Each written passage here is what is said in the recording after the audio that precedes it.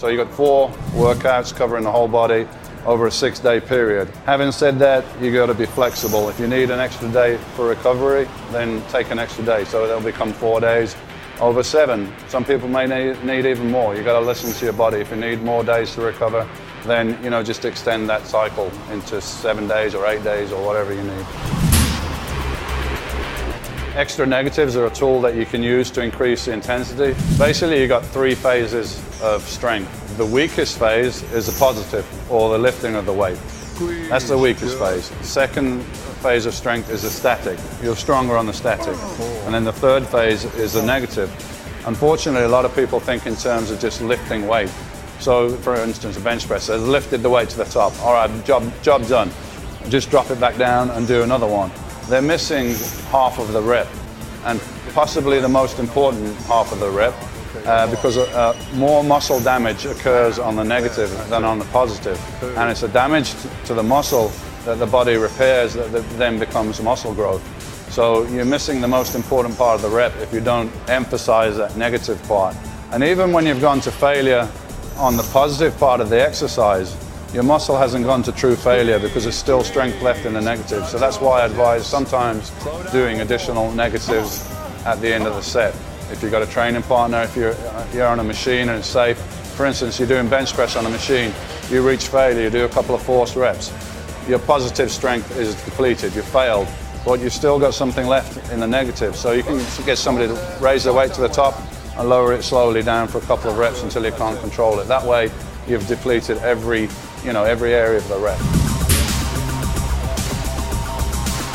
In the off-season, a moderate amount of cardio I think is good for your cardiovascular conditioning. You need some decent amount of cardio to recover between your sets. So 25, 30 minutes, 3 times a week, moderate cardio, I think is good for some conditioning. It's also good for recovery from the workouts because it helps you pushing blood around the system, help get rid of the waste products from the weight workouts. I prefer to do them on days that I'm not in the gym, or if your schedule doesn't permit that and you have to do it on the days you're weight training, I would much prefer to do it away from the weight workout. I've known for years from my own feedback that if you do cardio after weight training, it kind of interferes with the recovery. The priority is recovering from that workout and rebuilding your resources. So it's much better to do your cardio separately, and funnily enough, scientific studies are coming out now and proving this. If you do cardio after weights, your strength gains are less than if you did weights on their own. I do a small amount of ab work, but there's no additional weight. It's just body weight, short movements, crunches, reverse crunches, leg raises. Of course, if you wanted to get thicker abdominals, you could use extra resistance, but most people don't because aesthetically you don't want to build too much muscle in the midsection because it spoils your shape. So just very controlled, short movements. Basically, abdominals is just to bring these 2 points together. So sit-ups and so on, not the most effective. I found just simple forward crunches and a reverse crunch where you're bringing your hips up towards your chest and just reversing that movement. That's pretty much all I needed. Sure, you can do once a week when you're in a mass cycle, but I wouldn't recommend using extra weights because it's going to build thickness in your obliques and it's going to spoil your symmetry. I'll do several sets, just concentrating on the contraction and having more control, especially when you go on stage, controlling your abdominals and with the posing and everything. You need to be connected with the muscle to be able to control them. There's a debate, what's better, machines or free weights? Neither, They're both tools that you can use. As long as you're working the muscle, you're working it to failure. It doesn't particularly matter if it's a machine or a free weight. There's advantages and disadvantages. The advantage with a free weight, of course, we're all built differently.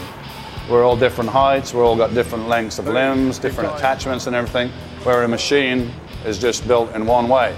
A free weight, if you lift a free weight and I lift a free weight, it will take a slightly different pathway because our bodies are built differently. So that's the advantage of a free weight. It works with the individual's body, where a machine, you're locked into a groove. The advantage of a machine is that you can isolate the muscle without too much outside involvement. Especially if you've got injuries, they're very useful. And there's more control involved. So if you want to do extra negatives and so on, of course, if you're doing a free weight bench press, it's very awkward to do extra negatives at the end. You'd have to lift the weight to the top and lower it down, and it's just not practical and it's not really safe. Whereas the machine, if you're doing a machine bench press, you can get your training partner to lift at the top and you can control it and it's safe. So There's advantages and disadvantages. I use both in my training. I use free weights, I use machines. You know, the main thing is, as long it's more like the effort that you're putting in rather than the tools that you're using. I've always worked with a training partner just because working to failure, it's not practical. If you haven't got a training partner, you at least need a good spotter, somebody that knows what they're doing. If you're going to failure with on an incline press with a free weight, for instance, if you've got a failure and there's nobody there spotting you, it's very dangerous. You could get stuck with that weight on your chest. So you need a good training partner, or at least a spotter, you know, to assist you in those exercises where it's not safe and practical to do it without a training partner. So for me, they're essential, but of course, you know, you've got to have a training partner that has the same goals as yourself. I think that's very important. You know, I can give guidelines, but obviously it varies from one person to another depending on their metabolism. I usually start with a protein recommendation. If somebody's training hard and they're trying to build muscle and put on body weight, I would recommend ballpark like 1.5 grams of protein for each pound of body weight. So if you weigh 200 pounds, for instance, 300 grams of protein a day, that's what you should be aiming for. And your body can only utilize so much protein at one time, and it doesn't stay in your system for very long. So that's why I recommend breaking that protein requirement down into 5 or 6 small meals throughout the day. And that's where a protein supplement becomes very important. That's something I've always used since I started training, because to get 300-400 grams of protein a day from solid food is very, very difficult. And you know, if you're working and so on, it's not practical to eat chicken breast every couple of hours. So a protein supplement is very useful to get that requirement in. As far as the energy requirement, carbohydrates, that's going to vary quite a bit from one individual to another. So I can give you a guideline, and basically if you're putting on body fat with that level, then you have to bring it down a little bit. If you're not gaining weight, then you have to go up a little bit.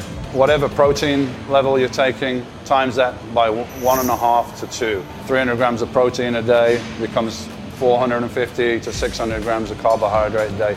That would be a good guideline. And again, break it out throughout the day and keep a good source of carbohydrates. You know, fairly complex carbohydrates that are broken down slowly, released into your bloodstream slowly, so you don't get spikes of blood sugar and big drops. So we're talking oatmeal, brown rice, sweet potatoes, vegetables, things like that. You need fats in your diet. There was one time back when I started training where it was just high protein, carbohydrates and super low fat. And I found with a little bit more fat in my diet, definitely my strength went up, and I got better gains. You know, you're going to get dietary fat if you're eating eggs. I wouldn't recommend just eating egg whites. I would throw a few egg yellows in there. If you take all the yellows out, you're taking some of the aminos away. So let's say you're having 10 egg whites, I would say have at least 3 yolks in there as well. You know, steak, you're going to have natural fats in there, and a couple of tablespoons a day of omega fats, mixed omega fats, to make sure you're getting all the essential fats. Chicken breast, turkey breast, beef is an excellent source of protein. It's just, you know, if it's very high in fat, obviously you don't want that. But you can get, I used to get lean ground beef, almost as lean as chicken breast, and it's a better, more complete source of protein. So beef's a good source as well. So eggs, chicken breast, turkey breast, beef. Fish is fine if you like it. I'm not a big fan myself. And then a protein supplement. Those are my main sources. I used to train after 2 meals. So I'd have a big breakfast, you know, oatmeal, eggs and so on. A couple of hours later, I'd have a shake, a protein shake, maybe a banana, a small amount of carbohydrates, about an hour to hour and a half before I trained. 30 minutes before I trained, I'd take a pre-workout, kind of stimulant supplement. After training, I would take a small amount of simple, quickly digested protein, like a whey isolate, along with some simple sugars, dextrose, sucrose, it doesn't matter as long as it's simple sugar. Then you're going to get that insulin reaction. Body's going to release insulin, and it's going to help push the nutrients towards the muscles that are depleted at that point. And that's a good time to take, you know, extra glutamine, creatine.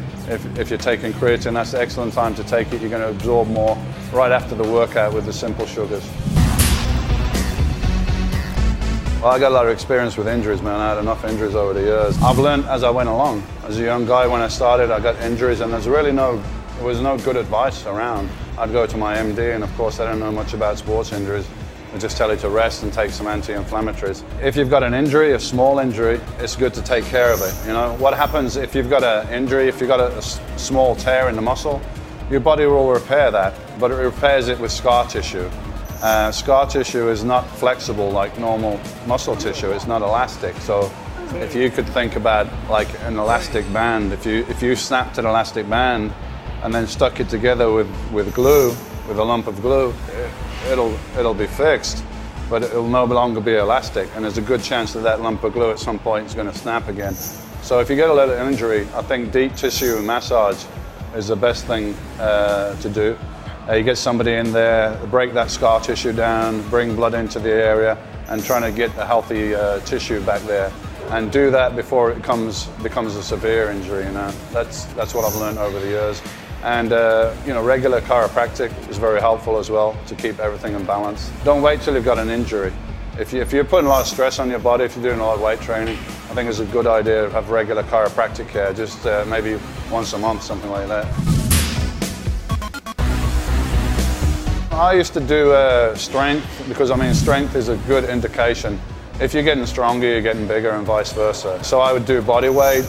I even used to do measurements, like measure my arms. Stuff might sound a bit old school, but if you've got various factors there, you can see if they're all increasing. So you could do a couple of measurements. You could do your body weight on the scales. You could do your strength levels and see how that increases from month to month, and have a goal each month. Even if this month I'm going to put on 2 pounds. If you did that every month, at the end of the year, it's 24 pounds. It's a huge gain. I didn't do pitches in the off season, but I did getting ready for a contest. Every week, getting ready for a contest. That way I could track how my body was changing, and actually helped me a lot. When I won the first Mr. Olympia in 1992, I kept that every week, pictures. And what I noticed was, like, practically 5 or 6 weeks out from the contest, I was more or less in contest shape. And I kept coming down and losing weight and losing weight. And I may have got a little harder, but what I realized is I was actually losing muscle. So the next year I was determined not to do that, and I didn't make that mistake. And that's why I was able to make a huge increase from one year to the next, like 16 or 17 pounds of muscle from one year to the next. And everyone was like, wow, how is that possible? Well, you know, I had a great year of training, so I probably did put on 5 or 6 pounds of muscle, which at a pro level, that's a great gain. But more importantly, I didn't sacrifice 10 pounds of muscle that I sacrificed the previous year. So it's really helps the learning process. Something that really helped me over the years to keep motivated is keeping a journal with nutrition, with training. What I used to do is every month write down where I'm at presently. This is my body weight. This is my nutrition. These are my max weights for 8 reps on like 10 key exercises. And then I would set myself a short-term goal, which is like, in 1 month's time, I want to do this. And it's got to be an achievable goal. For instance, if you could just add 5 pounds to your bench press in a month, if you could do that every month, then that's 60 pounds at the end of the year. That's a huge gain. So it's important to have goals, short-term goals, maybe monthly goals, and maybe a long-term goal at the end of the year, and break it down into little steps. Instead of looking at the end of the year, I want to achieve this, how are you going to get there? You've got to take small steps to get there. So monthly goals, and writing them down, I think it makes them much more powerful. What I would do before a workout, I would look at my journal, and I would keep a record of every workout as well. After the workout, I would write down, this is what I did today, you know, incline press 200 times 8 reps, and I would review that before I went to do the workout the next week. And okay, that's what I did last week, and that's my goal to beat this, you know. I did 8 reps with 200 or whatever. This workout, I'm going to do 9 reps or 10 reps, or I'm going to do the same reps with 205. Just small increments, and get that goal in your mind. Know which exercises you're going to do before you go to the gym, which order you're going to do them in, what your goals are for those exercises, rather than just wandering in the gym and thinking, oh, I'm doing chest today. What shall I do? What do I feel like doing today? And having no clear goal. If you've got no clear goal, you're very unlikely to get anywhere.